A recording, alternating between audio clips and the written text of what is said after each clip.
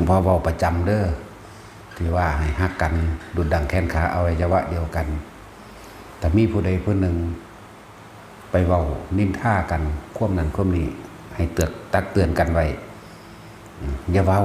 หลวงพ่อว่ามาเบิ่งเจ้าของเด้อคือเหตุการณ์ต่างๆประสบการณ์ต่างๆที่พวกเขารักษามาได้แต่มีเหตุการณ์แบบนั้นปั๊บคือหลวงพ่อให้หนีเนี่ยนะจากว่าละนั่นก็มีมาเรื่อยๆอยู่ดอกสมัยตะกี้ก็มีตัวหนึ่งมาหอดจะเป็นหัวหน้าหมู่คุ้มหมู่มาอยู่แค่3-4 มือเท่านั้นออกไล่เป็นหัวหน้าควบคุมหมู่เบาจักไปเลยเตือนแล้วเตือนอีกแต่บ่เข้าใจว่าเตือนเจ้าของคือมันบ่น้อมใส่เด้อสัตว์คือมันบ่น้อมเข้ามาหาเจ้าของเพิ่นว่าให้กูบ่น้อมบ่ว่าพุ่นไปคิดว่าเว้าให้ผู้อื่นพุ่นนั่นแหละมันจักคนแล้วนี่1 2 3 4 5ไล่ล่าสุดก็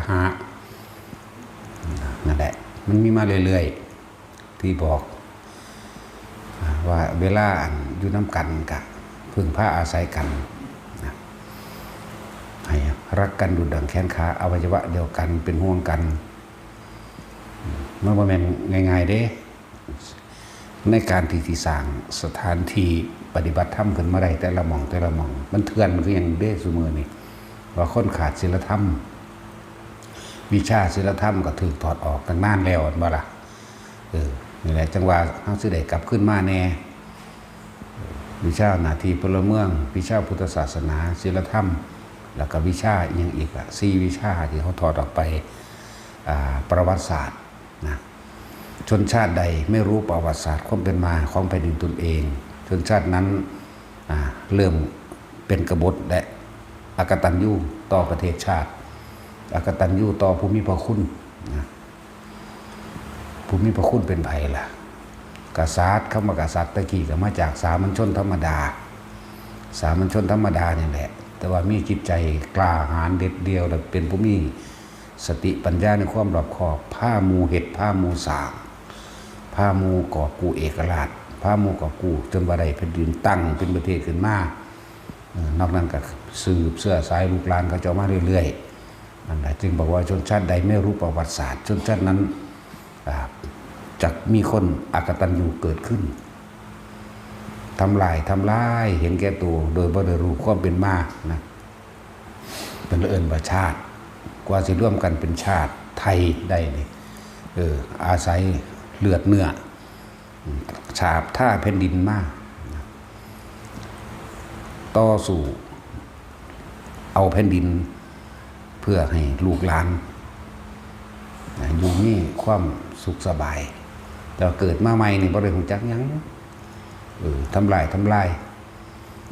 ชาติกับพระมหากษัตริย์คำว่ากษัตริย์แปลว่านักรบเด้แปลกษัตริย์แปลว่านักต่อสู้กษัตริย์แปลว่าผู้มีคุณธรรมเด้แหละชาติกับกษัตริย์มันก็เกิดชาติได้ก็เพราะว่ามีกษัตริย์เด้ล่ะนั้นมีนักรบพาหมู่รบซะก่อนนั่นแล้วเพิ่นก็มีสติปัญญาดีกว่าหมู่กับพาหมู่เฮ็ดมาจึงตั้งเป็นประเทศได้แล้วชาติก็อาศัยบุคคลศาสนาก็เป็นเครื่องอยู่คล้องเลื่อนหรือการใส่ชีวิตนะการใส่ชีวิตเรื่องว่าชาติศาสนาพระมหากษัตริย์ไว้กลางชนชาติใดไม่รู้ประวัติศาสตร์ชนชาตินั้นจะเกิดความบุคคลอกตัญญูเกิดขึ้นและทำลายชาติทำลายศาสนาพุทธทำลายพระมหากษัตริย์พร้อมเป็นเรื่องกว้างๆสำหรับเรื่องแคบก็มากพวกเขาก็เหมือนกันมันก็เริ่มจากใจคนของคนผู้เดียวสักก่อนอยู่แล้วคือสถานที่ที่นี่คือมันกันถ้าบ่มีหลวงพ่ออยู่นี่มันก็เกิดบ่ได้ไผสิพาเฮ็ดอยู่นี่แม่นบ่ล่ะนั่นแหละเมื่อมีผู้หนึ่งแล้วผู้จักให้เกิดขึ้นก็มีผู้2ผู้3กว่าเฮาสิเริ่มต้นกว่าเฮาสิถึงมื้อนี้ได้มันบ่แม่นธรรมดาผ้าต่อสู้ปกป้องคนทุกคนนี่แหละตอนนี้มันก็ใหญ่ขึ้นมาถึงนี้แล้วทุกคนก็อยู่ในความรับผิดชอบของหลวงพ่อคือเก่านั่นแหละเก็บใครได้ป่วยมีเรื่องมีเล่า อันนั้นอันนี้หลวงพ่อก็รับผิดชอบคือเก่า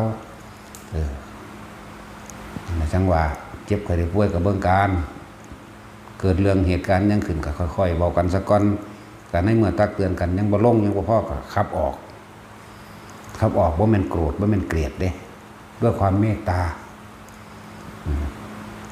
เมตตาจึงขับไล่หนีเด้สิบอกให้เพราะว่าเจ้าอยู่โดนเจ้าสิเฮ็ดสังฆเพศเฮ็ดให้คนแตกกันเพราะว่าความเห็นแก่ตัวของเจ้าของเองอย่างที่สิผ่านมาเมื่อกี้นี่ไปเว้าพื้นไปนินทาคนผู้นี้นินทาบุคคลที่1ให้คนที่2ฟังนินทาบุคคลที่2ให้คนที่3ฟังจากคนที่3ให้คนที่4ฟังจากคนที่4ไม่ให้คนที่1ฟัง2ฟัง3ฟังนั่นแหละเริ่มแตกกันแต่คนมันบ่ยอมรับเจ้าของหรอกนั่นแหละมันเป็นอกตัญญูหรือเนรคุณก็ว่านะพวกจังสิเอาไปมากกะจับพิษผู้นั้นจับพิษผู้นี้ก็จับพิษหลวงพ่อพ่อเห็นบ่ล่ะนั่นแหละจังว่ามันบ่ฮู้ที่ไปที่มาแล้วมันก็ก้าวตูสารพัดเด็กตรวจสอบเรื่องนั้นเรื่องนี้ตรวจสอบหาแมงผมบ่ได้มาดกหญ้าซอยกูจังเม็ดเด้เห็นบ่ล่ะ วัดใดก็คือกันเด้อในเมื่อเพิ่นพาเฮ็ดพาสร้างปกป้องผู้บาอาจารย์ก็ปกป้องสละตัวเองใส่โดดแต่หลวงพ่อยังสละให้ทุกคนได้บ่แม่นบ่สละเด้เฮ็ดนั่นเฮ็ดนี่ไปพุ่นไปพี่วานล้อมหลายๆอย่างในความเมตตาก็ว่านะเขาจะมาขอความช่วยเหลือตรงไหนโรงเรียนบ่หรือวัดต่างๆบ่หรือทหารบ่หรือน้ำท่วมหรือคนที่เจ็บไข้ได้ป่วยภายนอกหมายถึงแม่นบ่ฮู้จักกะสร้างหรือขอข้าวกินจังซี่บ่มีเงินนั่นนี่ที่ให้ไปก็หลวงพ่อมนพวัดตาเข่งต่อไปพวกเฮาไปหันมื้อนี้จะมาจะสายโอ้มาจากหลวงพ่อมนพเนี่ยเขาก็ให้ความอนุเคราะห์เอื้อเฟื้อกับเฮาเหมือนกันเข้าใจบ่ล่ะพวกมันไม่ชี้คือใดพระกรามมาจากหันมาจากนี่แล้วจังว่าเฮาปูทางไว้ให้แล้วเหลือแต่ตัวเองปูทางถากทางไว้ให้แล้วทางอะไรมันหกมันเป็นหลุมเป็นบ่อมันมีน้ำทางออกให้เบิดแล้วแปลนเบิดแล้วจึงบอกว่าผู้ใดมาปฏิบัตินี่ตั้งใจเฮ็ดเอาเจ้าของโลดเปิ้นให้เกี่ยวกับการงานหมู่ภิกษุสงฆ์บวชเข้ามาแล้วก็เหมือนกันฝึกหัดปฏิบัติเอาแต่ตัวเองเลยอ่านหนังสือประวัติพ่อแม่ครูอาจารย์อ่านหนังสืออริยวินัยวิสุทธิมรรคพระไตรปิฎกอ่านแบบเมื่อยล้าสมองอ่านเดินจงกรมทำภาวนาไปเฮ็ดอยู่แค่นี้แหละทำการทำงานก็บ่ต้องมาเฮ็ดพวกเฮาก็เหมือนกันนั่นแหละมูเมซี่หรือบอซี่ก็เลยเฮ็ดเอาอยู่จากของรถเฮาเฮ็ดให้แปลนเบิดแล้วต้นไอ้เตียนโล่งเบิดแล้วจังว่าเฮ็ดเอาโลดเฮ็ดเอาเจ้าของนั่นโลดว่าอย่างอื่นเพิ่นเฮ็ดไว้แล้วนะแต่การอยู่ร่วมกันนี่อย่าเอาความเห็นแก่ตัวขึ้นมาอ้างกันบอกเวลาเกิดเหตุการณ์มาบัดนี้เอาแม่มึงคือเก่งแท้เอาแม่มึงบ่แม่นแบบนั้นเด้อเหมือนพวกนกพิราบเด้อนกพิราบเป็นพันตัวบินออกหากินกับฟังหัวหน้าผู้เป็นเจ้าฝูงสะกอนเจ้าฝูงกับพ่อแม่นธรรมดาเด้เฮาเพิ่งเด้อกลับที่หลังหมู่ไปก็ไปสำรวจไว้ก่อนหมู่ในทางทำมาหากินนกพิราบผู้เป็นเจ้าฝูงเป็นยังคือกลับที่หลังหมู่ก็ฮู้แล้วทางกลับก็ฮู้แล้วปลอดภัยแนวใดก็บอกหมู่พวกบริวารซะก่อนไปพากันกลับซะเขาก็พากันกลับเข้าสู่ที่อยู่อาศัยแห่งตนแต่ว่าผู้เป็นเจ้าฝูงนั่นบ่กลับเด้บินไปสำรวจหม่องใหม่ซะก่อนหม่องนี้ปลอดภัยจากคนหม่องนี้ปลอดภัยจากอันตรายต่างๆจังเข้านอนที่หลังหมู่ตอนเช้าตื่นขึ้นมาก็ปรึกษากันมื้อนี้เฮาจะไปทางนี้เนาะเพราะว่าทางนี้ปลอดภัยสั่นแล้วก็ไปตามนั้นอยู่ต่อมากถึงฤดูเขาว่านเขากา มื่นไปเขาไปบ้านเขากาไปทั้งพันนั่นแหละบินลงไปวันนี้มันก็ชากันกินอิ่มแล้วพากันหนีบัดนี้พวกอันคนเขาบ้านเขาไว้เขาเห็นความเสียหายเขาเลยเห็ดเป็นแหเป็นเครื่องดักกับดักกับลงไปกินมังเก้าแหละสะกอนในมือนั้นเลยแต่ว่ามือนั้นมันเต็มกำลังขึ้น1,000เต็มอยู่พอจะไปเหยียบเข้าสู่กับดักมันลั่นแหกับกลางพื้นวื้อออกควบคุมนกทั้งพันนั้นไปทั้งเบิดแต่ว่าเพราะว่ามันมีหัวหน้าจ่าฝูงให้สติทุกคนจะพึงดิ้นร่นไปจะพึงบินไผบินมั่นแบบนั้นให้พากันนับ1 2 3ใส่ความสามัคคีบินออกมุมนี้เพื่อสิให้มันเพิ่งให้มันกระพือแหออกเพราะกันเริ่ม1 2 3กับบินเพิ่มขึ้นพร้อมกันแหนั่นก็เปิดออกเอาชีวิตรอดมาได้เบิดทุกคนสั้นแล้วพอแต่ออกได้แล้วพวกนั้นก็พากันกลับที่อยู่อาศัยของตนเพราะนกพิราบผู้เป็นหัวหน้าหมู่กับบอกหมู่ให้พากันกลับไปก่อนเด้อเดี๋ยวสิไปสำรวจหม่องหากินไหมเขาหรือบินไปไกลกว่าเก่าเด้เอาหม่องนี้แหละป่านนี้คือสิปลอดภัยจากมนุษย์ปลอดภัยจากหลายๆอย่างมือกลับไปแล้วเนี่ยมาเศร้าก็คุยกันอีกเขาจะกลับไปทั้งเก่าเด้อจะไปกินทั้งเก่าเด้อไปหากินทั้งไม้ไปทั้งไม้ถึงว่าสิมันบินไกลกว่ากระสร้างเถอะบินไกลกว่ากระสร้างพวกเขาก็ปลอดภัยให้เอาชีวิตไปก่อนแต่ว่ามันจะมีสอดหลอดขึ้นมาผู้หนึ่งเด้อยากอวดอ้างอวดเก่งจะไปฟังคว่ำไปทั้งเก่าละใกล้กับใกล้ว่าต้องไปหากินยังไกลดอกเห็นว่าหมู่บ้านนี่พวกเขายังพากันกระพือออกมาได้เป็นเพราะว่ากูได้หลายจังพือออกมาได้ผู้นี้ก็อ้างว่าจะของเก่งผู้นี้ก็อ้างว่าจะของเก่งคือกันนั่นแหละเลื่อยแตกเป็น2 ฝ่ายคนที่เสื้อหัวหน้าเจ้าฝูงกับคนที่เสื้อหัวหน้าเจ้าฝูงก็ไปกับเจ้าฝูงแบ่งกันไปครึ่งหนึ่งได้บ้างนี่พวกนี้ไปแต่ว่าพวกผู้เสื้อคนพ่านหรือสัตว์พ่านตัวนั้นเห็นดีเห็นด้วยไปน้ำกันที่บินไปหากินของเก่าที่เดี๋ยวเขาก็ว่านเขาไปหาเขาเก่าที่เนี่ยเห็นบ่นั่นเป็นคุยกันเข่าหลายเขาเก่าอีกเขาบ่ต้องบินไกลบ่ต้องเมื่อยมาสั่นจิกกินไปถือกับดักมันที่กับบึ้มคุ้มคึบขึ้นคือเก่าโต๊ะใจแตกไผแตกมันบ่มีความสามัคคีกันบินไผบิน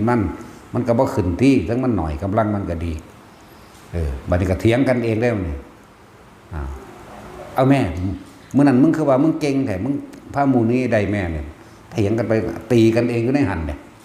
ตีกันเองก็ได้วงล้อมแห่นั่นเถียงกันจิกกันตีกันเองพอดีคนมาเห็นนี่บอกพวกนี้บอกเมื่อกี้กินเขากูชิบหายเขาก็จับออกว่าถอนคนเราไปเห็ดอาหารสั่งตายเบิดอย่างเดียวส่วนของนกพิราบผู้เจ้าฝูงมีสติปัญญาดีพากันกลับแล้วบินกลับมาเบิ่งเด้พวกนี้ต้องมาหม่องเดิมเพราะมันหยาบกลับมาเบิ่งเห็นตะขนกองอาญะอยู่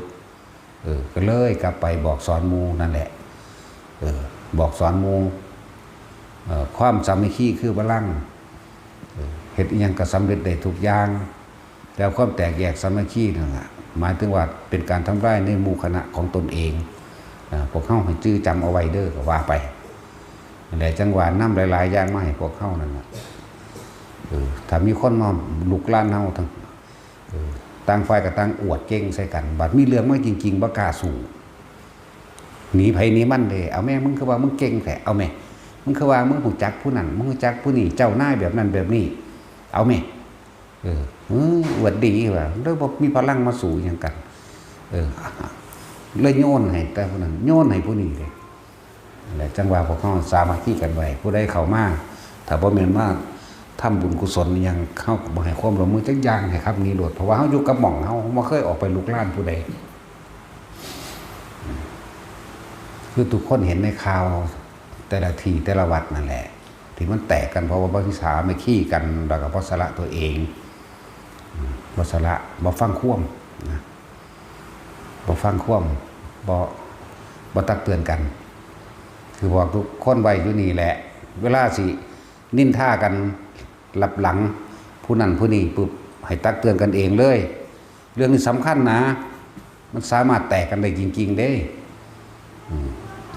ยังก็บ่เจ็บใจเท่ากับคนวงในแตกกันเองเด้เข้าใจว่าล่ะคนวงนอกมันบ่ทำลายได้เด้คนวงนอกคนทางนอกบ่สามารถมาทำลายคนทางในดอกคนทางในกับคนทางในเนี่ยทำลายกันเองอะไรจังว่าพากัน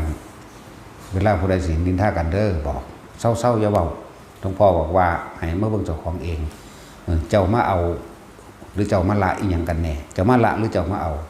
เจ้าคือว่าเจ้ามาปฏิบัติธรรมนะคือว่ามาละกิเลสตัณหาคือว่ามาละมานะทิฏฐิคือว่ามาละอันนั้นนี่หรือมาเว้าอีหยังนี่เศร้าๆเลิกกันไปใช่ป่ะล่ะสำคัญเด้บ่แม่นเรื่องบ่สำคัญเด้คือการที่ทำลายพุทธศาสนาเนี่ยพระพุทธเจ้าเพิ่นก็บอกไว้แล้วบุคคลที่เป็นภิกขุภิกขุณีอุบาสกอุบาสิกาผู้ปฏิบัติธรรมนี่แหละบ่แม่นอุบาสกอุบาสิกาผู้ไม่ปฏิบัติบ่แม่นเด้ฟังดีๆเด้ผู้ปฏิบัติธรรมคุกคีซึ่งกันและกันอยู่แล้วอยู่ในสถานการณ์จริงมีประสบการณ์รวมกันนั่นแหละเฮาอยู่ในพื้นที่เฮาจำรู้อันนั้นอันนี้หลายอย่างคนทั้งนอกบ่ได้รู้นำเฮาดอกเหมือนเขาหาเรื่องกันเวลาเขาตีข่าวเพื่อทำลายตีข่าวเพื่อให้เกิดความเสียหายหนักๆตีข่าวเพื่อให้เกิดความเข้าใจผิดเข้าใจว่าล่ะคนที่บ่มานั่นคนที่บ่มาปฏิบัติคนที่บ่มาหูเห็นนำเฮาคนที่บ่มาคุกคีคนที่บ่มาร่วมกับพวกเฮาเขาบ่รู้อีหยังนำเฮาดอกเข้าใจว่าล่ะบ่รู้เพราะคนนั้นเฮาบ่ได้แค่จึงบอกว่าบ่จำเป็นต้องตอบโต้อีหยังในคอมเมนต์ในสื่อในหยังก็แล้วแต่ปล่อยมันเลยแต่ให้แค่ให้ดูแลซึ่งกันและกันเองคนทั้งในนี่เฮาคุกคีวงในเฮารู้ดี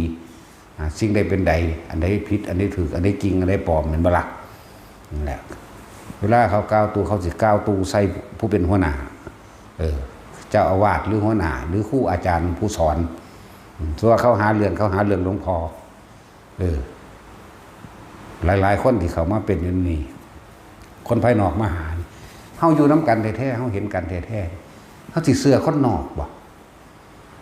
แต่เราคนไม่เห็นอยู่แล้วหลวงพ่อเฮ็ดหยังแต่ละมือเฮ็ดอีหยังแต่ละมือ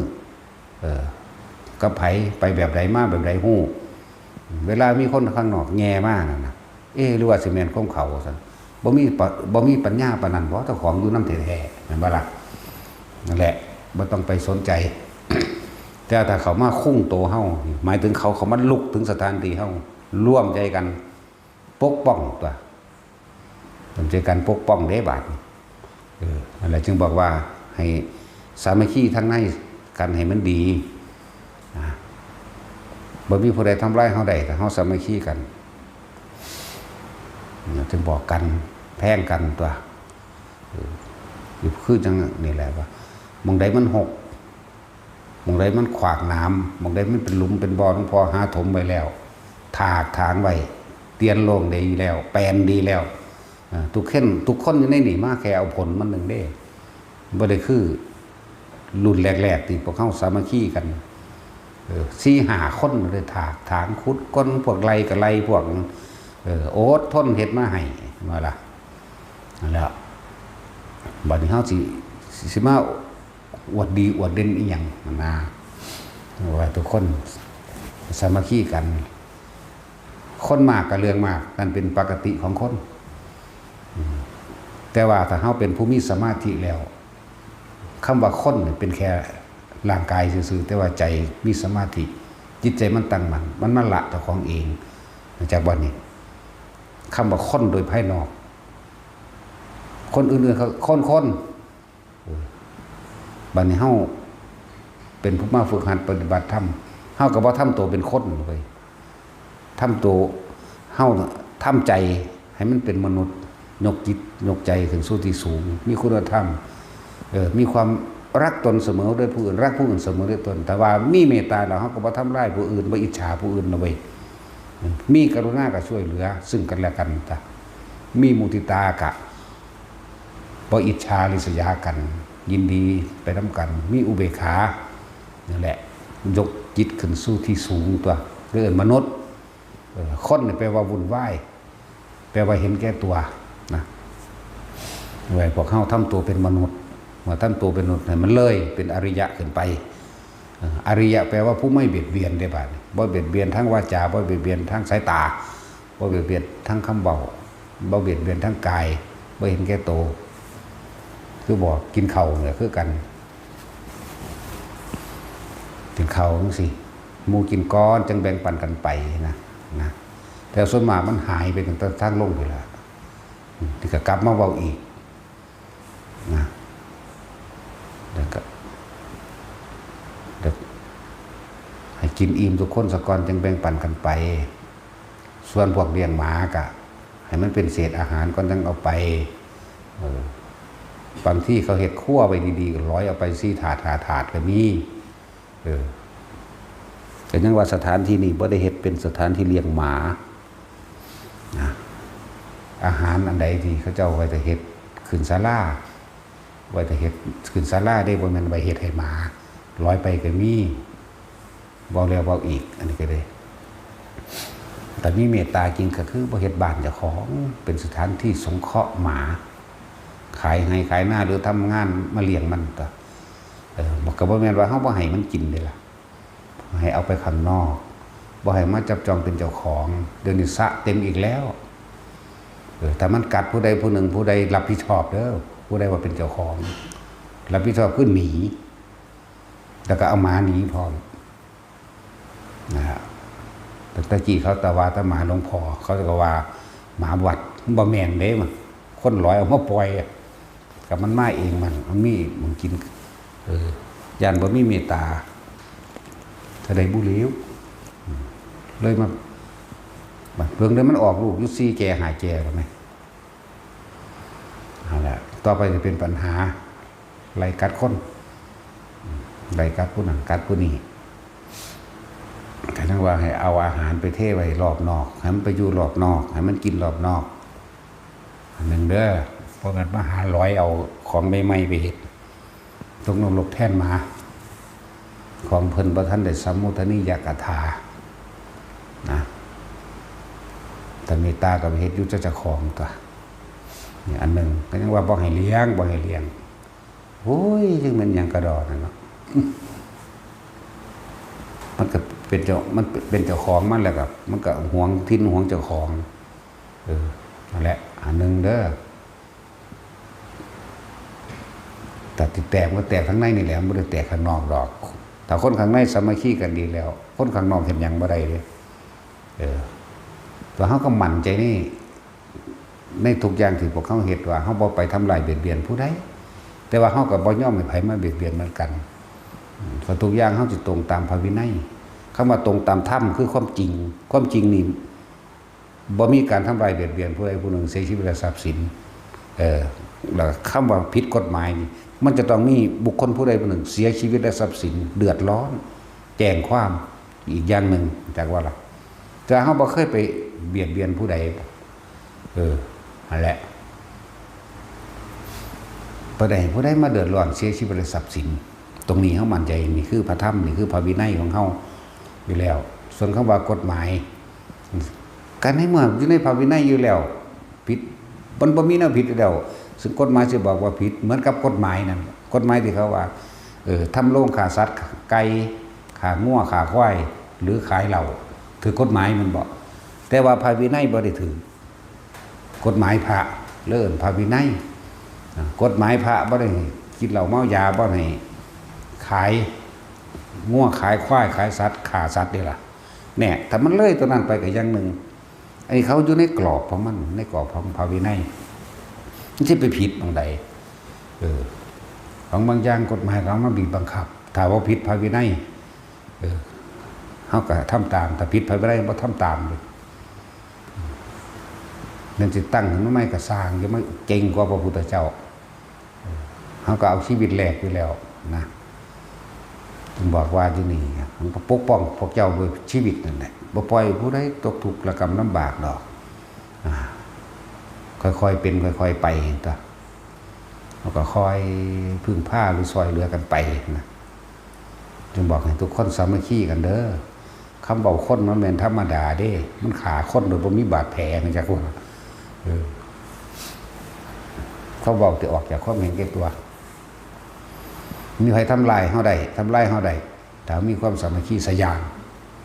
จากเวลามันจะมาแบบใดก็สร้างร่วมกันตัวประสบการณ์หลายๆอย่างตาเฮาอยู่กับดวงตาเพิ่นดีขนาดใดยังมีผู้ว่างยาผิด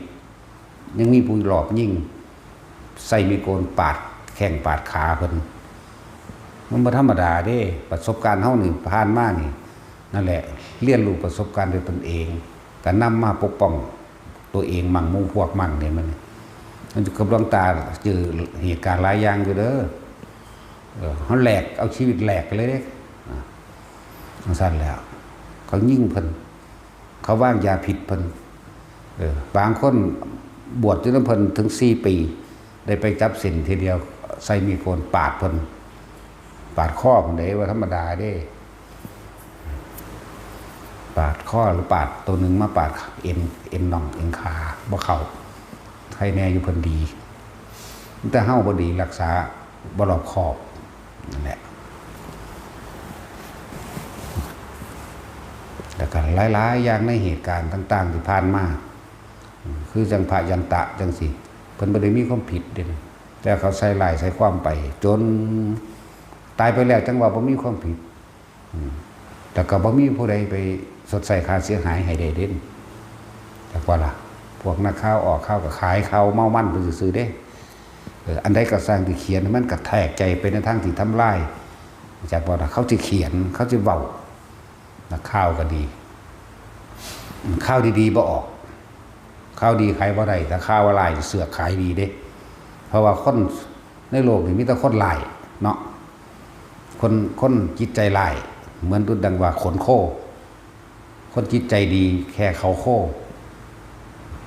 นั่นแหละจังว่าส่วนมากมนุษย์ตายแล้วไปอบายภูมิเป็นสัตว์นรกเป็นเปรตเป็นสุรกายเป็นเดรัจฉานมั่งส่วนที่ไปสวรรค์2 คนนั่นแหละหลายอย่างที่ผ่านมาที่เฮาเบิ่งที่พระสงฆ์องค์เจ้าผู้เพิ่นปฏิบัติดีปฏิบัติชอบหรือผู้เพิ่นแสดงธรรมนะเพิ่นแสดงธรรมเพิ่นให้คนหันเข้ามาในทางทำบุญทำทานหรือซอยเหลือกันได้ดีกับมีคนไปทำลายหมดดอกหลายเรื่องที่บ่จริงนะหลายอย่างอยู่ดอกที่พวกเขาได้มีข่าวมานั่นแหละจะไปไหลไปน้ำเขาเด้เขาเจ้าสิพิษหรือบ่พิษก็เป็นเรื่องเวรกรรมของเขาเจ้านี่ก็บอกไว้ตลอดเห็นบ่ล่ะตั้งแต่ศูนย์ให้หมาซื้อมันก็ตกลกแล้วบางที่ไปด่าพระสงฆ์องค์เจ้าอริยะเจ้าน้ำเขาถือองค์อรหันตเจ้าเอ้ยแกบ่ได้ครับแต่ว่าต้องได้รับมันแหละแม้นสำนึกได้ก็สำนึกได้อยู่ก็แต่ก็ได้รับมันเทพทัตสำนึกได้แต่ก็ได้รับอาชาติศัตรูสำนึกได้แต่ก็ได้รับนะพวกสำนึกบ่ได้เด้กินจะมาดีกาบ่ได้สำนึกมาคันธิยะบ่ได้สำนึกเป็นมิจฉาทิฏฐิโพดลายแรงที่นั่นจักย่ำใดเหลวมันจักสิพ้นนะพวกเข้าจังว่าเห็นเหตุการณ์เกี่ยวกับพระบางที่สิ่งที่เขาเห็นอาจจะบ่เป็นความจริงสิ่งที่เขาได้ยินบ่เป็นความจริงในการละมาสูตรเพิ่นก็สอนเฮาไว้แล้วตัวอย่าเชื่อเพราะการได้ยินได้ฟังสืบต่อกันมาอย่าเชื่อแม้กระทั่งว่าตาเห็นมันบ่ธรรมดาเด้เหมือนพระองค์นั่นแหละมีผู้หญิงอย่างน้ำหลังกำเก่าของเพิ่นบัดเข้าไปใกล้คันบ่มีบัดออกไกล10 เมตรคันเห็นจังซี่นะ100 เมตรเห็นจังซี่นะบัดเข้าไปใกล้คันบ่มีนั่นแหละหลายอย่างเอาตัวเองเถอะไปทักไปท่วงไปทำนายทายทักเขาเจ้าหรือไปด่าไปสาปแช่งเขาเจ้าเจ้าของก็บ่ได้พ้นดอกเจ้าของก็บ่ได้บรรลุหยังดอกนั่นแล้วฟังดีๆโลดนั้นพระอรหันต์สิอวยพรให้เฮาบรรลุจังซี่เฮาก็บ่บรรลุได้แต่เฮาบ่เฮ็ดเองแม่นบ่ซั่นนั่นแหละผมบอกว่าเบิ่งตนเองดูเจ้าของเฮาสละความเห็นทั้งเบิดขึ้นโลกได้หรือยังนี่ต่างหาก เขาไปท่วงเขาแม่นเฮาสิรู้อีหลีว่าเขาผิดอีหลีเจ้าของได้หยังบ่แม่นแบกมณฑิฐิยิ่งกว่าเก่าบ่แบกความรู้แล้วก็ไปอวดเขาไปอ้างเขาว่าเจ้าของรู้เห็นว่าล่ะโอ้ยจังซั่นจังซี่เห็นมากับตาเนี่ยได้หยังนั่นก็ได้นรกใส่หัวเจ้าของแล้วการตำหนิติเตือนบุคคลผู้อื่นแม้นผู้นั้นจะผิดจริงก็ตามก็เป็นการก่อกวนนี่ความกังวลเร่าร้อนเข้าสู่หัวใจเจ้าของดีๆนี่เองเข้าสู่ความรู้สึกเจ้าของที่ว่าเจ้าของเก่งเจ้าของดีเห็นบ่อวดเป็นมณฑิฐินี่ครับเอาหลวงปู่มันนั่นแหละว่าให้ทุกคนนั่นแหละว่าต่อไปนั่นถ้าเขามาทำลายเฮาในวงในสัตว์บ่ย่อมอยากว่าล่ะบ่ได้แม่นย่อมเด้อันใดที่ถ้าอยู่ในวินัยมันกฎหมายก็สร้างถ้าผิดไปวินัยหรือวินัยเฮาวินัยเป็นไงเด้ตั้งขึ้นมาใหม่เบิดนั่นแหละของเฮาตามพระพุทธเจ้าถ้าเฮาบวชเฮาก็บวชเพราะว่าหยังเพราะเฮาศรัทธาในคำสอนเพิ่นเฮามีความมั่นใจในคำสอนเพิ่นเฮามีความมั่นใจในตนเองเฮามีความมั่นใจในพระธรรมพูนคือการสร้างวัดแต่ละหม่องเหมือนกันเด้อตอนเขาเจ้าถากเขาเจ้าถางตอนเขาเจ้าขุดไม้ฟันดินยังอยู่กันแล้วแต่ขุดดินฟันไม้ตอนเขาเจ้าหาก่อนเขาเฮ็ดตอนเขาเจ้าสร้างบ่ทันได้มีเรื่องเด้บัดนี้มันใหญ่ขึ้นมีผลประโยชน์มีรายได้มีนั่นมีนี่พวกขี้อิจฉาก็เกิดขึ้นพวกบ่ได้มาขุกขี้นำหญ้าต้นเดียวก็บ่ได้มาถอนซอยเฮาดอกไม่ค่าศอกคืบหนึ่งมันก็บ่ได้มาซอยเฮาดอกพวกเฮาสิว่าสิเฮ็ดมาได้แม่นบ่ล่ะเฮาเป็นผู้สร้างขึ้นมาเองแท้ๆโดยบ่ได้ไปเบียดเบียนทำลายไผนั่นแหละจึงบอกว่าตัวของเป็นผู้เฮ็ดเองเป็นผู้สร้างเองเป็นผู้อยู่เป็นผู้คุกคีรวมกันก็ย่อมรู้ดีตัวว่ามันมีหยังเฮ็ดจังเป็นแบบใดแม่นบ่ล่ะ คนที่คลุกคลีกันนั่นแหละจังเข้าใจดีจะไปสนคำบอกคนข้างนอกที่มันบ่ฮู้จักหยังคือเขามาไล่หลวงพ่อเรื่อยๆบ่ฮู้จักฮอดหลวงพ่อเด้สีหน้าเบิ่มๆอยู่จักไผจักผู้ใดชื่อว่าหลวงพ่อมนกแต่ว่าด่าไปเลยเห็นบ่เพราะว่าไปฟังความคนผู้อื่นที่ไปส่อไปซับแล้วคนที่อื่นๆก็บ่ได้ฮู้จักเฮาพอบ่ฮู้จักว่าสถานที่นี้เป็นแบบใดมีความเป็นมาแบบใดมันด่าไปตามเขาโลดเห็นว่าล่ะนี่ประสบการณ์สั่งสอนให้เฮาอดให้เฮาทนแล้วฮะสั่งสอนตัวเองนั่นแหละประสบการณ์เฮาเองเพื่อให้ตัวเองอดเพื่อตัวเองทนแล้วก็ประสบการณ์เฮาเองให้แยกแยะบาดนี้คนผ่านสันดานหยาบแม้นเฮาสิทำดีเพียงใดก็สร้างก็บ่ได้เห็นคุณค่าแม้นเฮาสิอธิบายความถูกต้องเพียงใดก็ช่างเขาก็ต้องผ่านไปเรื่องมาอยู่เรื่อยฉะนั้นต่อไปนี้คือว่าบ่อดอยากว่าล่ะต่อไปนี่คือบ่ให้อดนะเราทำเพื่อปกป้องตัวเองได้บาดนี้เราไม่ทำเพื่อให้แพ้หรือชนะแต่ว่าเราทำเพื่อปกป้องตนเองเพื่อให้เกิดความสงบร่มเฉพาะแล้วก็พ่อนะบอกว่าที่เขามาไล่ที่เขามาหาเรื่องไส้หลายๆอย่างสันสี่หนึ่งทั้งสอนประสบการณ์ว่าเราควรทำอย่างไรต่อไปนะตะกี้เฮาให้อดแล้วก็ให้เบิ่งซะเบิ่งหยังเฮาอธิบายแต่ละอันแต่ละอย่างเพื่อให้เขาเข้าใจคนผ่านสันดานหยาบมันบ่ได้เข้าใจเด้แต่ว่าล่ะบ่เข้าใจเพราะว่าความตั้งใจคือมาทำลายหนึ่งกูบ่มีผลประโยชน์ได้เห็นว่าสิมาตรวจสอบเงินจัดงานจัดเงินดูใส่บักฮานั่นพวกนั่นบ่เคยเข้ามาหูจักเฮาเลยบัดแถมซ้ำห้ามบ่ให้เฮาไปลงไปบิณฑบาตพร้อมสารพัดแต่สิหาเรื่องใส่นั่นน่ะนี่คือให้ทุกคนเข้าใจไล่เฮาหนีบ่ให้เฮาไปบิณฑบาตบัดนี้เขาบอกนิมนต์ก็บ่ไปเด้ว่ามันสิซับไปซับมาให้ทุกคนเข้าใจว่าคนผ่านเป็นจังไดนั่นแหละคือหาเรื่องใส่อย่างเดียวอันนี้ก็ได้สมมุติว่าเฮาหนีไปแล้วก็บ่มีหยังเกิดขึ้นอีกเด้ล่ะ เขาก็ไปหาเลี้ยงลูกเลี้ยงเมียเขาคือเก่าเลี้ยงผัวเขาคือเก่ามันก็ไปหาปลูกผักขายคือเก่าแล้วก็ว่าอวดอ้างว่าแต่ของเก่งเด้อยากจัดการผู้อื่นนั่นนะนั่นแหละนี่ให้ทุกคนร่วมเบิ่งบัดนี้ถูกต้องโดยศีลธรรมพร้อมแต่ว่าหาวิธีให้มันผิดจึงบอกว่าต่อไปนี้บ่ให้อดให้ร่วมตัวกันหมู่พระเฮาก็ให้ตีเข้าใจว่าล่ะมึงมาโลดมึงมาแบบใดถ้าเฮาบ่ปกป้องของไผสิปกป้องให้เฮาสร้างเราก็สร้างขึ้นมาด้วยลำพังตนเองปกป้องตนเองเราก็ต้องปกป้องตนเองตัวพระพุทธเจ้าเพิ่นอนุญาตไม่เท่าอยู่ดอกอนุญาตไว้ปกป้องตนเองจากอสรพิษเข้าใจว่าล่ะเพิ่นพระได้ว่าสัตว์หลายเด้จากอสรพิษนี่ใช่ว่าล่ะ สัตว์นั้นมันบ่หลายดอกมันก็หาอยู่กินต่อยมันแต่ว่าถ้าใจของพวกใจอสรพิษแล้วก็เรียกอันมนุษย์อันเป็นเดรัจฉานโนหรือว่าสัตว์หลายในข้องหลังมนุษย์มากว่าผ่านใจห้องต่อไปนี้จัดการเลยบ่ไว้หนาเกิดมาตายทุกคนตายโดยอุดมคติที่ดีตายโดยความภูมิจิตภูมิใจในธรรมอย่างน้อยๆกับดุสิตตายโดยความอิ่มเอิบสิได้ปกป้องศาสนาตายโดยความเบิกบานมันที่เก็บสุขเจ็บปวดนาจากว่าตายโดยเพื่อว่าเฮาได้เห็นทุ่มชีวิตใส่กับพุทธศาสนาแล้วนะอย่างต่ำดุสิตเด้จากว่าล่ะบ่ได้ตกนรกง่ายๆดอกคนเฮ็ดแนวนี้ตกก็ให้หลวงพ่อตกโลดไม่ได้ยานหรอกเกิดมาตายว่ากูตกนรกมาจนกูชินแล้วเรื่องแล้วสบายอยากว่าล่ะนรกที่เท่าร้อนลงไปไงทวนในจิตโตยิ้มหัว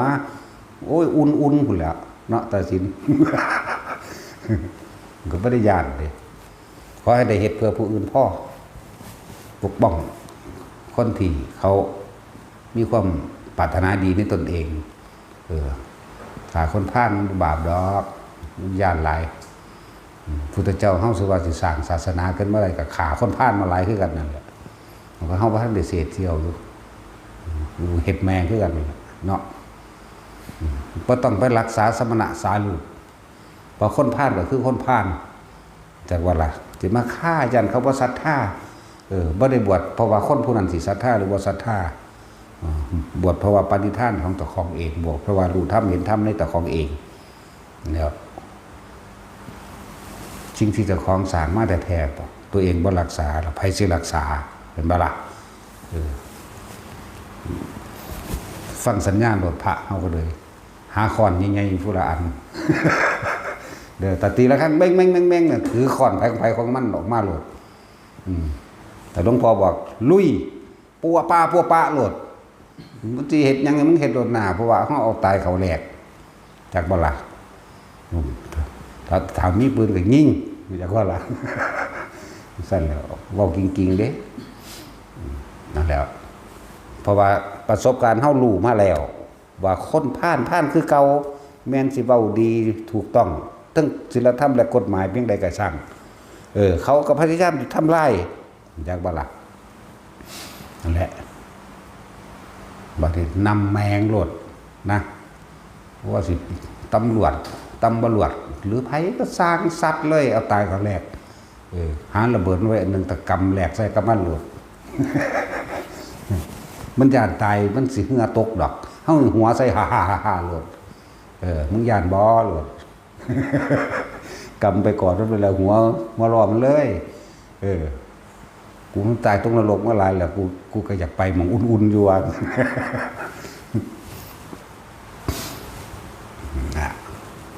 แต่ห้าบ่ปกป้องตนเองไผสิปกป้องก็ยังว่าอัตหิอัตโนนาโถตนแรกเป็นที่พึ่งของตนแม่นบ่ซั่นนั่นแหละเจ้าพวกผู้หญิงเฒ่าๆลบซะก่อนเด้อ พระเฒ่าๆกันลีซะก่อนจะพึ่งบอกว่าอยากน้ำปัวกันอีกหามึงนี่ พวกนุ่มๆวัยรุ่นนี่มาหลวงพ่อนี่เป็นหัวหน้าวัยรุ่นอยู่แล้ววัยรุ่นก็มูอีก วัยรุ่นกำลังน่ารักสแหม เห็นว่าน่ารักว่าตาสินโอ้ยน่ารักเลยจ้าสั่นตัวกำลังใจแต่ละคนนั่นก็ถากทางไปเบิดแล้วยังคือดีพวกเข้านั่นนะมาปฏิบัติเอาเลยนะแต่ถ้ามันมีเหตุการณ์ตีละครั้งแม่งแบบ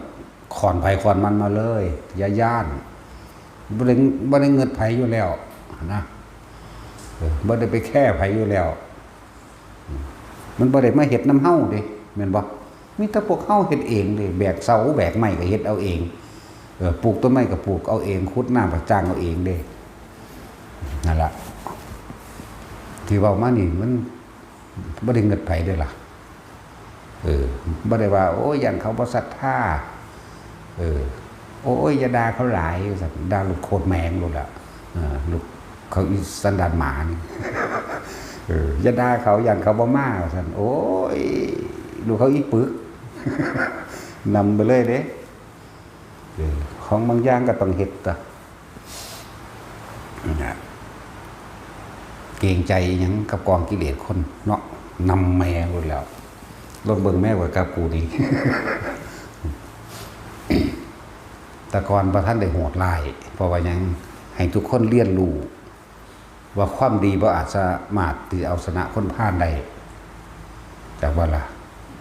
เอาเงินให้มันนั่นเดือนละล้านดอลลาร์แต่พิจใจมันเมื่อไหร่มันก็ทำลายเฮาเมื่อนั้น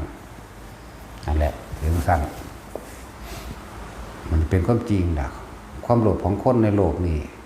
เอาโลกให้10โลกมันก็บ่พอมันเป็นความจริงทั้งเบิดนั่นแหละนะให้กำลังใจแต่ละคนอย่าย่านหลายแต่จิตใจเฮาบริสุทธิ์ซะอย่าง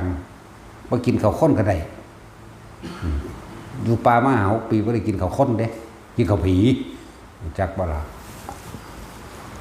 มันนั่งนี่ใส่มื้อละ2ละ3น้อยๆ2 ช้อน3 ช้อนอิ่มจะเป็นอาทิตย์พุ่นธรรมดาบ่นั่นแหละเฮามั่นใจคืออย่างนี้มันใจตนเองนี่แหละเพราะว่าเฮาฝึกมาเองเฮาเป็นของเฮาเอาเองแล้วก็บ่ตายดอกแต่มันบ่ฮอดยามมันตายตั้งแต่มันยังนั่งเห็ดตกน้ำก็ยังบ่ตายตกน้ำไหลลึกๆนะยังละไปถามแล้วเอามืออื่นแล้วก็มาดอกตกน้ำภาษาจักเดือนปุ๊บอยู่ว่ามันต้องไปถามเขาเจ้า2 เดือนหรือ3 เดือนบอกเขาเจ้าเห็ดตกน้ำเปลี่ยนบาว่าซั่นข้ามอย่างข้ามน้ำตกลงไปพุ่นบักโดนเด้สิว่าสิไปเอิ้นคนมางมให้ธรรมดาบ่ยินตะว่าขึ้นมาแล้วสิหน้าบับๆแล้วก็เอาใส่บ่ให้เด้ไปคือเก่าแน่บ่เห็นแมงสิตายจักเทื่อเว้ยตายถ้าพุ่นแล้วก็แล้วหามึงนี่ แล้วก็มาเอิ้นยายถอผูกใส่อูไกวซะบัดนี้เถียงหน้าก็อยู่ข้างหน้าสระ อูขาดนี่มันตูมลงน้ำพุ่นร้อยน้ำบ่เป็นบัดนี้ก็ไปเอิ้นพ่อใหญ่ผานที่บ่เอาเนี่ยโดนหรือว่าโดนสั่นคือว่าตายสั่นแต่จะตายก็ตายแมงต้องโดนละตัวนั่นแหละ2 เทื่อ 3 เทื่อละเด้ถ้าตายมานี่บ่เป็นตายหรอกอันนั้นต้องเป็นอย่างตอนเฮ็ดให้ตายเองมันก็มี3 เทื่อ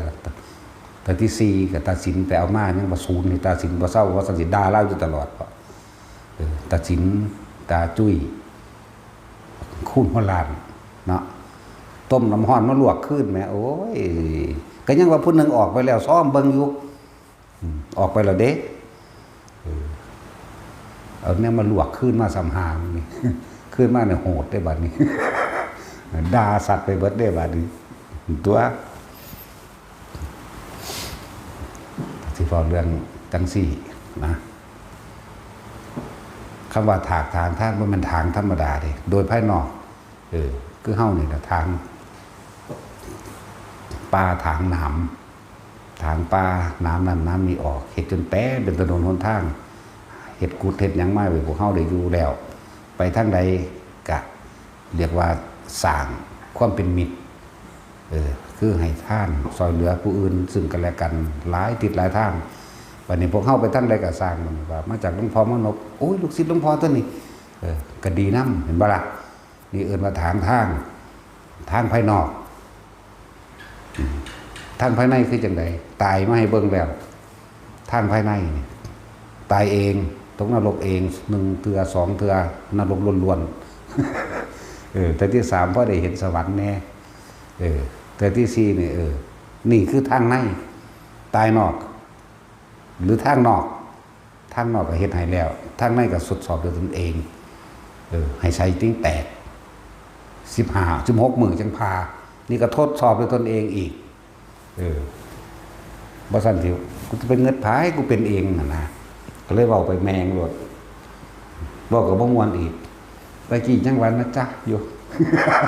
มีจักเทื่อบ่คือ มีจักเทื่อจะบ่อีแต้วกูเว้านะจ๊ะเป็นอยู่บ่มีแต่อีหามึงอีเตเสะ นาทองอุดหูดอยู่ไผก็เลย มีแต่แนวนี้ล่ะกูก็ลืมกูเคยเว้าอยู่ว่าหั่นนะ ด่าคนกูก็ด่าสุภาพเนาะเขาสันดานหมาลูก เรียนรู้ตัวประสบการณ์ตัวเองนั่นแหละแยกแยะเอาผ้าอดมาแล้วป่านนี้เข้าใจหรือยังวันนี้ว่าคนพลาดนี่นะบ่อาจสามารถจะเอาความดีให้ได้เอาตีนให้รดนะนั่นแหละเอาตีนให้เลยพวกนี้มันพากันเฮ็ดอันเขาเอิ้นไม่คันเท่าใบเบิดแล้วบ่หั่นนาไล่ต่อไปอาจเป็นเฮาก็ได้เด้เนาะเขามาสุดใหญ่สุดนั้นแล้วก็บ่ได้ว่ามันจะเอาสุดใดมาอีกนะเราจะหาเอาRPGหาระเบิดหาอีหยังมาบ่แถวนั้นรถถังมากก็ซื้อปืนแจ๊บมาเฮายิงมันกับรถถังคนพาลเฮ็ดจังได๋ก็สร้างว่ามีทางสิมาเข้าใจได้นะแต่นั้นเฮาต้องปกป้องตนเองตัวพระพุทธเจ้าเฮาก็ยังขายัก80 ปีอยู่เนาะซอยคนเป็นล้านเด้นั่นวันธรรมดาเด้ก็ดีในพระมโหสถมื้อนั้นขาแสนขึ้นล้านจังซั่นล่ะหลายคนดอกเฮ็ดคือกันล่ะวะ นั่นแหละตอนนี้พวกเขาเองมีความสามัคคีกันทั้งในเด้อไผสิมาแนวใดก็ตามโดยเบื้องต้นแรกของเขานะเฮาก็พยายามเอาความดีให้แนะนำทางที่ดีให้เต็มใจเฮ็ดให้เบิดทุกอย่างนั่นแหละคนผู้เดียวถามจี้ๆจ้อๆเฮาก็ตอบอยู่หั่นเด้เพราะว่าหยังเพราะแต่ก่อนตัวเองก็บ่รู้บัดตัวเองรู้แล้วก็ถอดความรู้สึกถอดความรู้ถอดสิ่งที่หูที่เห็นมาพยายามอธิบายให้แต่ละคนฟังโปเตอร์ไปเตมาแบบไรก็สั่งอธิบายจนเขาเข้าใจนะสั้นแหละผู้เดียวก็ตามเด็กน้อยก็ตามผู้ใหญ่ผู้เฒ่าก็ตามเฮ็ดเลยเอิ้นว่ามาร้ายก็เอาบุญให้คือเอาความดีหาความสงบให้หาแนวทางถึงปฏิบัติให้มันถึงความสงบให้แก่ตนมาดีก็เอาบุญให้มาร้ายก็เอาบุญให้ที่ว่ามาร้ายก็เอาบุญให้มาดีก็ให้บุญนั่นแหละแต่ถ้าคนพลาดแล้วก็อยู่ไปจนมามันพลาดเองก็เอาตีนให้เนาะมันบ่ตัดสิน เป็นธรรมดาเลยเนาะเสือนี่มันรู้จักสู่จักถอยอยู่เด้เนาะบ่แม่นสิเสือบ้าไปอย่างเดียวเด้ท่านแล้วให้แนวทางพวกนั่นนำพวกที่เขาฟังอยู่นั่นแหละหมู่อันภิกษุสงฆ์ทั้งหลายแล้วก็อีกอย่างนึงก็หลายๆอย่างมันเมื่อบ่ทันได้ถึงเวลาอันควรของตนก็จะพึงแสดงก็ได้แต่ว่าถ้าครูบาอาจารย์อนุญาตให้แสดงก็แสดงไปตามนั้นหรือการไปอยู่ณที่อื่นก็เหมือนกันถ้าผู้เพิ่นเป็นครูบาอาจารย์เฮาเจ้าสำนักหรือเป็นอาจารย์ที่เฮาว่า2 ปี 3 ปีหรือปีเดียวก็สร้างแต่เพิ่นบอกให้ไปอยู่ก็ไปอยู่โลดเพราะว่าเพิ่นคุ้มครองอยู่เบิดปีนึง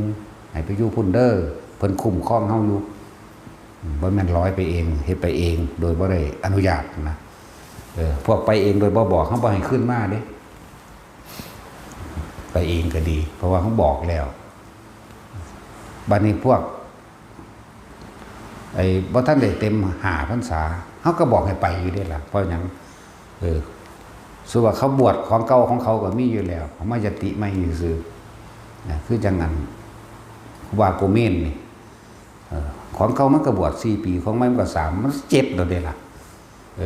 ว่าหาก็ได้3 พรรษาจังซี่นะบวกของเก่านำก็7แล้วมันบ่ได้สึกได้ล่ะ ยติจักบ่ล่ะมันจังซั่นนั่นคือความรู้ของเขาก็มีอยู่แล้วนักธรรมเขาก็จบแต่ว่าใบนักธรรมเขาบ่ได้สนใจปานใดหรอก9 ใบตีโทเอกอย่างละ9ได้ตัดสินข่อยสอบให้ผู้อื่นอีกนับบ่ได้ ธรรมดาบ่อย่างอื่นอีกเดี๋ยวสิว่าหาว่ากูบ่เรียนนี่กูสิเว้าซะก่อนบัดนี่กูจบถ้าเป็นเน้นอีหยังก็ตาม จากเป็นเน้นเรียนจบอันใบประกาศทั้งถ้ำก็ได้แล้วยังใบประกาศทั้งโลกเลยหาเอาเมียหลายๆซะก่อนตัวบัดนี้แม่นบ่ล่ะได้หลายๆแล้วปั๊บกูก็ได้ใบประกาศมาหลายใบอยู่ได้ลูกหลายคนนะได้หลายเมียได้ลูกหลายคนพร้อมโอ้นี่กูจักใบประกาศเข้ามาใหม่ก็ได้ตัวเนาะยังวันพ่อได้จะเอาอยู่ล้าน800,000คุณ มันคือตัดสินเด้ตัดสินทั้งบลอทั้งขี้ไล่เอาผู้เดียวพร้อมเหมือนว่าสันหัวยายพิบาล เศร้าตุกตักก็ได้บัดนี้สุตะกี้แล้วเขาไม่คันเท่าเอิ้นยายตุกตักเนาะบัดนี้เข็นรถแล้วเอิ้นยายพิบาลคือเราแล้วหลายแบบหลายอย่างแต่ทุกอย่างพวกเขาก็เบิ่งเจ้าของเด้เบิ่งเจ้าของวิธีการต่างๆก็แนะนำให้ก็แนะนำแบบเดียวกันเบิดนั่นแหละขึ้นอยู่ที่ตัวเองสิไปพัฒนาตัวเองผู้ใดอดทนผู้ใดเพียรพยายามกับผู้นั้นแหละไปเข้าถึงของมันเองหรอกขึ้นอยู่กับเฮามีความเพียรมีความพยายามวิริยังทุกขะมุจเจติบุคคลย่อมหลุดพ้นโดยความเพียรอันนี้โดยหลายอะไรอย่างที่บ่มีผู้เว้าหลวงพ่อนี่เอามาเว้าเบิดเว้าอันใดเพิ่นบ่เทศนาเฮาก็นำงัดแงะออกมาให้นะอันที่เพิ่นเทศนาไว้แล้วเฮาก็เคยฟังมาแล้วก็เอาความรู้นั้นมาปรับเจ้าของนั่นแหละหรือประสบการณ์ต่างๆแปลกประหลาดก็ยังเอามาเว้าให้ฟังอยู่เนาะถอดความรู้สึกหรือความรู้สึกของบุคคลที่ปฏิบัติโดยชั้น1 2 3 4เบาให้ฟังเบิดความรู้สึกของพวกเจ้าเองพวกเจ้าก็ยังเบาบ่ถือเนาะเดี๋ยวจะเอาปานใดอีก สิไปหาใส่ได้แบบนี้เนาะบ่อวดอ้างว่าเจ้าของเก่งอีกเหมือนบ่เก่งกูบ่สอนเด้เนาะตัดสิน นั่นแหละซ้ำอันคนในโลกถามมาโลดสาคนในโลกเนาะนั่นว่าตัดสินสาตัดสินถามนอกโลกก็ยังได้อยู่ได้ตัวนี้ แต่ว่าสติปัญญาเจ้าของมันพ่อถามพื้นฐานจังสิต่อด้วยวัดนั่นแหละพื้นฐานนี่เรื่องโลกมนุษย์เอาแค่ในจักรวาลเฮาชมพูทวีปคือโลกเฮานี่อมรโคยันทวีปปุเพวิตหทวีปและอุตรกุรุทวีป4โลกนี่ตอบได้นะแล้วก็สวรรค์6ชั้นก็ตอบได้พรหมโลก20ชั้นตอบได้เลยนั่นก็ได้อีกแต่ความรู้พวกเจ้าบ่พอพวกเจ้าบ่ได้รับทราบเข้าใจว่าล่ะบ่อาจสามารถเข้าใจได้เรื่องอายุมื้อนี้อายุของสวรรค์ชั้นนี้ไล่ไปอายุของพรหมเริ่มจาก1กัป2กัป3กัป4กัป5กัปขึ้นไปพุ่นน่ะจนถึงอสงไขยตอนนี้เจ้าของขึ้นสิไปคิดได้ก็เอาตามความสามารถของเจ้าของนั่นเลยเนาะจะทะเยอทะยานเกินความสามารถที่เจ้าของรับได้หรือความสามารถที่เจ้าของทำได้นอกนั้นถามเอาคำตอบมันเห็นว่าได้แต่มันถามคือเขาถามกัปหนึ่งจักปีนะมาคือสิอุปมาอุปไมยให้พวกเจ้าไปเขียนเอาเองตัวเห็นบ้างล่ะ กับหนึ่งจากปีไว้นี่แล้วมาถามอะไรกันสั่น เจ้าของจักวัตสินเนาะเพิ่นก็ยังอุปมาเอาผู้เขาสูง เท่าใดนี่แล้วก็จักสิถามไปหยังตรงนั้นภาษาอายุเฮาสั่นๆนั่นแหละสั่นโลกนี้กว้างยาวขนาดใดก็42แสนโยชน์นี่42แล้วก็เลข0ใส่42แสนโยชน์มันบ่สั่นถึงใดบัดนี้96คูณนั่นแหละเท่านั้นแหละ โยชน์หนึ่งมี16กิโลไหมก็42แสนเนี่ย96คูณก็นั้นแล้วก็อันไปนับเอาที่จักปีเป็นตัวเลขมันเท่าใดก็เท่านั้นปีน่ะบ่มีสมองคำตัดสินนี่แล้วกันแล้วบัดนี้เนาะไปซ่อมเบิ่งใกล้ๆดูซ่อมเบิ่งหัวเรามีสมองบ่ บ่มีเบิดอยู่ในนี่แหละบ่มีก็แล้วกันน่ะเขาตอบได้เห็นว่าล่ะเจ้าจะได้ประโยชน์หยังจากการไปตอบสิ่งเหล่านี้มันเป็นคำถามของหมู่เทพต่างหากของหมู่พรหมต่างหากของแต่ละสันต่างหาก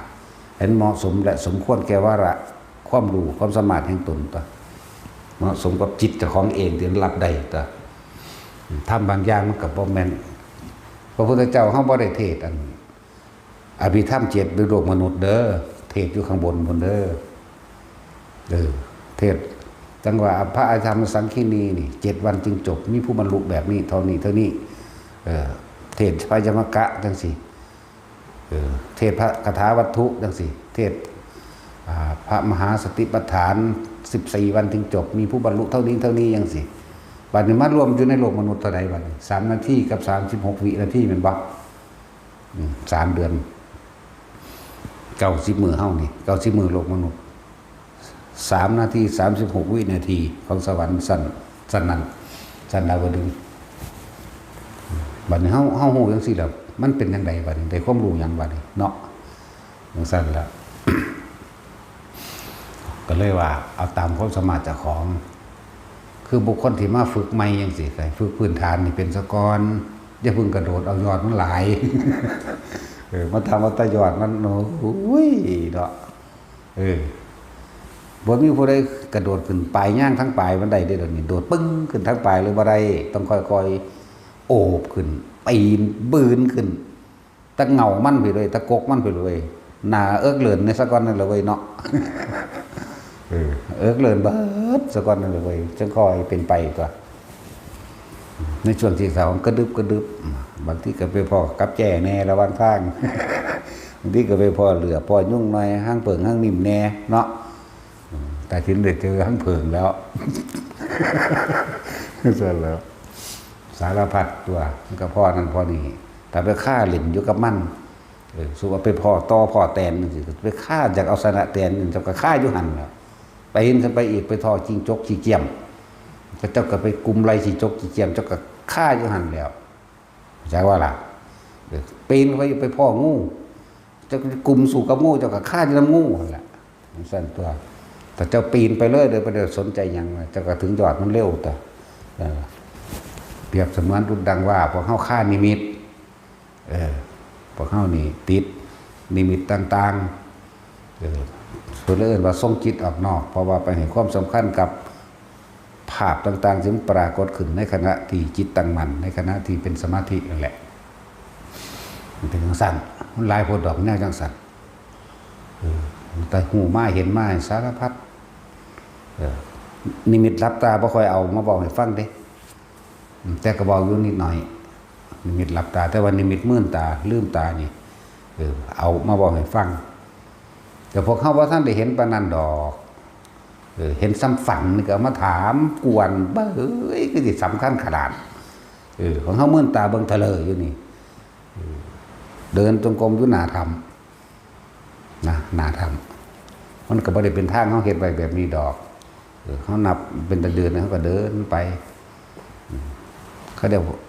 บัดนี้อันอุ้มลูกน้อยเขาจ้อหรืออุ้มลูกน้อยใช้แอวนี่มายืนเบิ่งเฮาเด้เฮาก็ย่างไปย่างมานั่นฮะเฮาก็เหลียวเบิ่งอยู่เฮาบ่ได้สนใจออกไปคิดว่ามันมาหยัง เดี๋ยวเฮาพี่เพราะว่าเฮาหยังเฮาอยู่ในความรู้สึกในกายเฮาเดินไปเดินมาเขาจะก็ไปขึ้นต้นไม้มันก็เอาลูกมันปงไว้เด้เอาลูกปงไว้มันก็บอกเอาลูกมันถ่าแม่อยู่นี่ได้ละก็ขึ้นบางอันบางเดือเอาลูกมันแล้วงาเดือกับผ้าหักแล้วก็ตกแล้วก็ตายเนี่ยเขาก็ไม่ได้สนใจกับมันนี่แหละว่าสิแลนออกมาใช้กับบ่แมนมันบ่ใช้แล้วบ่งามเนาะมันเปื่อยแม่งแต่สินลงวิธีว่าเห็นยังรักขี้ข้านจากมาแล้วฝันว่าหลวงพ่อไปบอกให้มาไปบ่รอดบ่ไปอีกดอกดังนี้บ่ไปอีกดอกก็ซั่นบ่ทันได้เห็นหยังอยู่แม่เนาะได้แต่ฝันว่าหลวงพ่อให้มาอย่างบ่ไหวให้เขาไปรับบ่ทันได้เห็นหยังอยู่ซั่นแล้วถือว่าจะไปพ่อได้นั่นอุ้ยสิเป็นหยังกันแน่เนาะมันก็มือนึงตั้งหากอีกเที่ยวนึงก็อยู่คนละหม่องเวลาเห็นมันบ่ธรรมดาเด้พวกเจ้าเอ๋ยตาเฮาเห็นกันจังคือเฮาเห็นกันเดี๋ยวนี้แหมย่างไปจังว่านึงงาใหม่หักโป๊ะลงบักแห้งเด้โป๊ะกรึมที่แรกอ่ะคือมันหักเสียงมันหักอยู่ทางหลังเฮาก็บ่ได้อวยเบิ่งเด้บ่ได้หันไปเบิ่งเด้ตอนหันกลับมาไปจังเดียวเบิ่งอยู่ขานี่ขาพับนี่นะ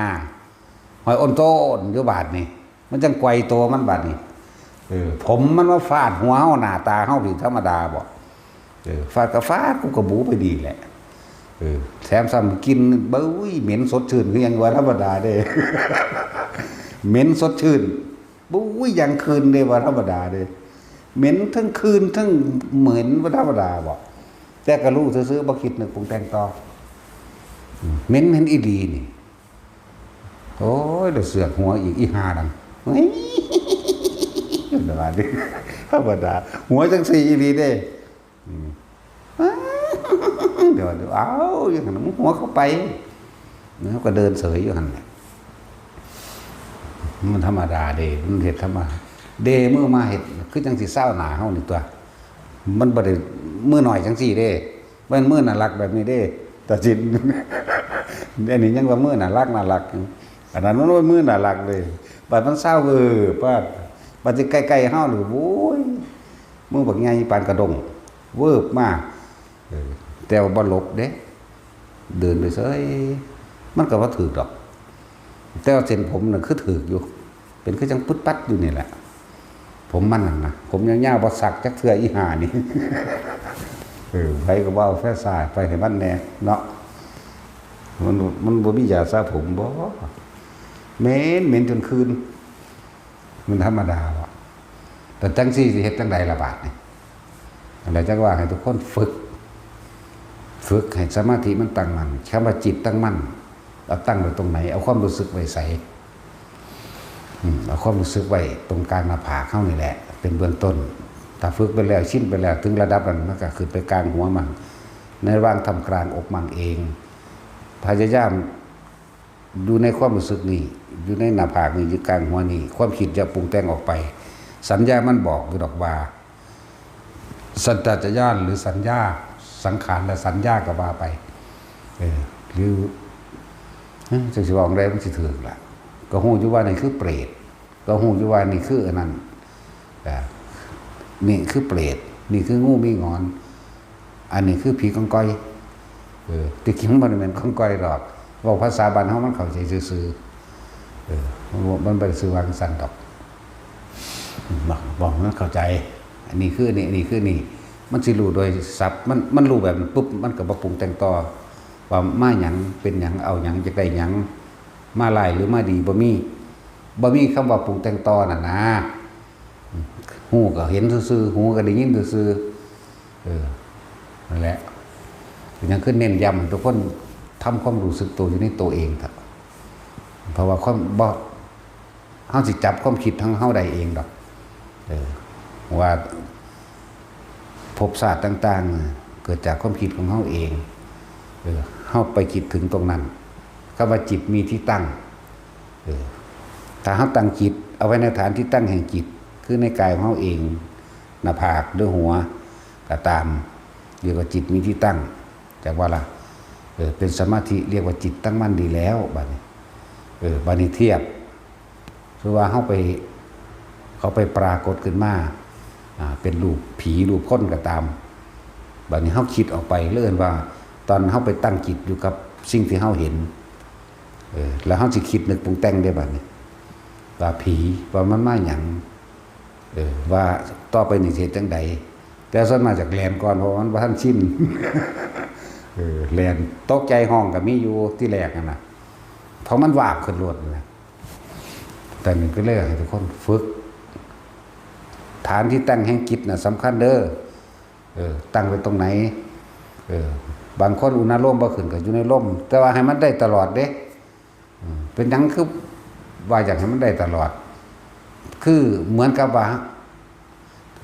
ให้เข้าใจคนที่ฝึกอุณหภูมิเป็นแล้วนองๆอยู่หน้าผากหรืออยู่หัวเป็นแล้วกับคนที่ว่าลมหายใจนี่ให้มันรู้ได้แบบนั้นแหละในความรู้สึกของคนพวกนั้นให้มันรู้สึกว่าเห็นร่างกายหายใจนี่ไหมเห็นรู้สึกว่ามันหายใจอยู่ได้ตลอดเหมือนกันกับเฮามูไปบิณฑบาตหรือพวกเขามาฝึกนี่เวลาเฮาย่างไปตามถนนหนทางเฮาก็มีความรู้สึกอุณหภูมิขึ้นหรือกลางหัวขึ้นคนที่ว่าได้ลมหายใจแล้วต้องเป็นปกติแบบรู้สึกว่าเฮาบ่หนีออกจากลมหายใจในโพรงจมูกไหมอาจารย์ว่าระบาดนี่ให้มันเป็นแบบนั้นไหมเป็นแบบเดียวกันกับน่วงหน้าผากอันนี้ก็ลมเย็นอยู่ในโพรงจมูกนี่ไหมให้เป็นแบบนั้นส่วนมากมันก็พัฒนาขึ้นมาเป็นน่วงหน้าผากมั่งหัวมั่งสำหรับวิธีสมาธิมื่นตาเด้เอาตัวนี้เป็นฐานอยู่ในลมหายใจหนึ่งฐานอยู่ในกลางหน้าผากหรือบนหัวอันนี้แล้วแต่มันจะเคลื่อนไปขอให้เข้าใจความรู้สึกตรงนี้ไว้ให้อยู่ในความรู้สึกตรงนี้เพื่อเป็นฐานที่ตั้งให้จิตเรื่องว่าสมาธิแปลว่าจิตตั้งมั่นตั้งตรงนี้แหละกายเวทนาจิตเวทนากายร่วมกันเป็นหนึ่งคือจิตหนึ่งตั้งอยู่ณจุดหนึ่งจิตหนึ่งตั้งอยู่ณจุดหนึ่งหมายถึงอยู่ในความรู้สึกอันเป็นหนึ่งอันเดียวอยู่ในกายเขาเองคำว่ากายก็เลยเอาหน้าผากมั่งเอาหัวมั่งนวงนิ่มๆนวงนั่นแหละเนิบนาบอยู่นั่นแหละถ้าเฮารักษาความรู้สึกตรงนี้ไว้แม้นสิ่งใดจะเกิดขึ้นถ้าเฮาไม่ไปคิดไปนึกไปปรุงไปแต่งคำว่าสิ่งใดจะเกิดขึ้นแล้วเดินจงกรมไปอยู่นี่มีหมามานั่งเบิ่งพวกมีหมามาแล่นควักมาหูได้ยินเสียงก่อนควักมันหยุดจึกอยู่ข้างๆเฮาสิเลี้ยวเบิ่งได้มองเบิ่งได้แต่เจ้าความรู้สึกออกความรู้สึกนี่สิออกหรือบ่ออกเพราะว่าความคิดไปคิดแต่ความคิดไปคิดว่ามันเป็นหยังแม่นหยังปุ๊บขนลุกขึ้นเป็นแผงเลยล่ะบาดมันย่านอย่างว่าล่ะมันเร็วเด้แต่ถ้าเฮาฝึกจนชินแล้วเสียงควักมาเป็นหมามายืนฟังย่องอยู่ใกล้ๆเฮานี่ก็ธรรมดาความรู้สึกอยู่หน้าผากเหมือนเดิมอยู่นี่เหมือนเดิมเฮาก็เดินไปเป็นปกติเฮาบ่ได้เพราะว่าความคิดเฮาบ่ไปตั้งอยู่พุ่นบัดนี้อยากว่าจิตมีที่ตั้งมันไปตั้งหม่องใหม่มันไปจ่ออยู่น้ำหมามันไปจ่ออยู่น้ำหมาบัดนี้เฮาบ่ไปจ่อแล้วว่าจิตมีที่ตั้งเนี่ยตั้งอยู่ณฐานที่ตั้งแห่งจิตน่วงอยู่หน้าผากมั่งบนหัวมั่งหน้าอกมั่งแล้วแต่มันจะเคลื่อนไปเด้อถ้าพวกเข้าใจว่าอยู่ในลมหายใจได้ตลอดกายมันเย็นเฉพาะอยู่ในโพรงจมูกจักว่าล่ะเย็นความรู้สึกอยู่นี่แม้นหมาสิแล่นมายืนของย่องกับความรู้สึกอยู่นี่เหมือนเดิมในลมหายใจเย็นอยู่หั่นแหละหมาสิมาหลายมาดีมันบ่มีความคิดอยู่แล้วเฮาบ่มีความคิดไปปรุงกับมันแล้วมันก็ดับทันตัวเดี๋ยวมันก็แล่นหนีดอกเมื่อมันแล่นหนีอ๋อสิ่งนั้นเกิดสิ่งนั้นดับนี่แต่ว่าล่ะสิ่งนั้นเกิดสิ่งนั้นดับหมายถึงเกิดภาพหมาขึ้นมาให้เฮาเห็นแล้วหมาก็แล่นหนีนี่เอิ้นว่าเกิดดับอันนึงเหมือนความคิดเฮากำลังคิดเรื่องใดก็ทราบบัดนี้มันบ่คิดแซ่อยู่เรื่องเดียวความคิดก็ยังเกิดยังดับเนี่ยแต่ว่าเอาความรู้สึกตัวเป็นตัวรับประกันไว้ก่อนเป็นวิธีที่เฮาฝึกง่ายๆเอาเถิดหน้ามันสิพัฒนาไปของมันเองดอกบ่ยอดมันเบาได้บ่สุดแล้วคือบ่มีหยังเลยแบบบ่ปฏิบัติใช่ว่าล่ะที่แรกก็อาศัยการปฏิบัติซะก่อนตัว เดี๋ยวนี้บ่ปฏิบัติหยังเล่นผดาคนอย่างเดียว น่าตาจินมาเนี่ยได้กูขาแมงโดดเด้โดดธรรมะบ่ดีนั่นแหละด่าคนบ่มีอารมณ์มันคนละอย่างกันเด้อจักว่าล่ะเอาแบบพ่อใหญ่น้อยก็ได้แล้วตายแล้วล่ะจังเว้าพ่อใหญ่น้อยแล้วอยู่จังหวัดตากเด้ที่แรกเราอยู่เพชรบูรณ์เวลาเราจะไปขาคนเราสิฟาดเราสิไหว้พระสวดมนต์เฮ็ดสมาธิก่อนเด้จะเฮ็ดหยังอีพ่อใหญ่วะอย่าปากกูสิทำสมาธิมึงอย่าเว้าว่าเด้ไม่เว้าก็มันก็เป็นสมาธิคือเก่าแหละดอกนั่นแหละเขาเหี่ยวใส่หัวเราไปนอนหลับ อยู่ข้างวงไฮโลแล้วเครียดเราเลยกลับออกมาทำสมาธิเวลาเจ้ายิ่งคนจะเห็นได้ห่วยกูก็ส่งชาติเลยซั่นห่วยส่งชาติขาคนก็ได้ตัวนี้แม่เนาะแบบนั้นก็มีเด้แล้วก็ย้ายไปจังหวัดตากแล้วก็ไปขาอยู่จังหวัดตากแล้วกลับมาขาอยู่จังหวัดนี้อีกธรรมดาบ่นั่นหลายอย่างก็ไปเห็นว่าแล้วเป็นพ่อมหมดได้เดือนนี้ไหมภาษาฮักก็เกิดขึ้นเล่าก็ดีนั่นแหละแล้วเขาเป็นคนมักปฏิบัติธรรมมักฟังธรรมอยู่ห่างขาคนจะเป็นได้คนบ่ดีฝึกเอาพวกเข้าก็ดีตามที่บอกนี่แหละนี่พอได้เห็นโตข้างย่างมาจะค้นให้ได้จะค้นแบบเดิมนี้หรือเพราะตะกอกแกะเพราะตะจับขาหลากเนาะเพราะแต่มันจับขาหลากนะผู้ใดว่าขยันเอาเด้อบาดนี้สั่งได้อยู่เด้แต่สิว่าดึงหัวมันลวกกับบ่ได้บ่มีผม จับขาลากเอาบาดนี้แล้วกลางคืนมาพวกเจ้าหัวปั๊บพวกเจ้าล้างหน้าเดินจงกรมหรือทำสมาธิโดดเด้อแต่โอ้ยเอาจักหน่อยก่อนกูขอสิให้มันไปดึงขาพวกเจ้าบาดนี้อยากว่าล่ะผมจะเบิกวากใส่กันเอาอีกแล้วนะโอ้ยปัวบ่ายประมาณแต่มันส่งอยู่ได้แต่อุณาร่มได้มันบ่คิดบ่ปรุงบ่แต่งบ่นึกว่าเป็นผีเป็นสางนั่งใหม่เทวดาอย่างมันก็สิไปมียังเกิดขึ้นได้ถ้าคิดนึกแล้วห้องใส่กันลุกบัดวัดอีกละนั่นแล้วผู้ใดว่าขยันก็ดึงขาเอาว่าสั่นก็เป็นนิ่งสว่างเนาะนิ่งสว่างเอาก็ได้ซ้ำตบเปิงเป่งๆมันบ่ตื่นบ่เดี๋ยวก็ว่าโอ๊ยกัดแย่ตีหางก็ซื่อหรอกเนาะเห็นว่าล่ะหนุ่มแอวก็ได้สุดจะไปเฮ็ดเท่งก็ได้เฮ็ดคอยคนมันอ่อนคือหยังเด่นดอกดึงขามาลากมาก็ได้แล้วก็ห้องใส่หูก่อนก็ได้ลุกทำไมอีนี่ก็ได้แหละเอาสวัสดีครับ